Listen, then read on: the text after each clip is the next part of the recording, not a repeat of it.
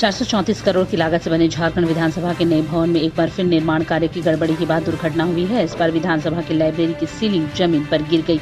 घटना के समय लाइब्रेरी में कोई नहीं था, अन्यथा बड़ा हादसा हो सकता था। पिछले वर्ष 19 सितंबर को प्रधानमंत्री नरेंद्र मोदी ने इस भवन का उद्घाटन किया था। विधानसभा भवन के उद्घाटन के बाद से ही विधानसभा सचिवालय की तरफ से निर्माण कार्य में खामियों के बारे में भवन निर्माण विभाग को लगातार इत्तिला किया जा रहा था, पर कोई कार्रवाई नहीं हुई थी। इसी वर्ष जनवरी माह में विधानसभा के नए भवन में आग भी लगी थी। इसके बाद कई जगहों पर दीवारों पर दरार भी आ गई थी। कल की घटना के बाद भवन निर्माण सचिव प्रवीण टोप्पो ने घटना स्थल का दौरा भी किया और आवश्यक निर्देश भी दिए। इस पर भवन निर्माण विभाग के अभियंताओं ने तर्क दिया कि बारिश में इस तरह की घटनाएं होती रहती हैं, यह किसी तरह गलत नहीं है। हम बताते चलें कि राम कृपाल कंस्ट्रक्शन कंपनी की तरफ से विधानसभा का भवन बनाया गया है। इसके गुंबद अपने आप में आकर्षक हैं।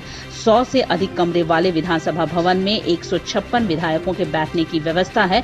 इतना ही नहीं, कई अत्याधुनिक सुविधाएं 39 एकड़ भूमि में बने विधानसभा भवन में उपलब्ध कराई गई है। विला वाले घरों को रोशन तो करते ही बच्चों का भविष्य भी संवारते हैं।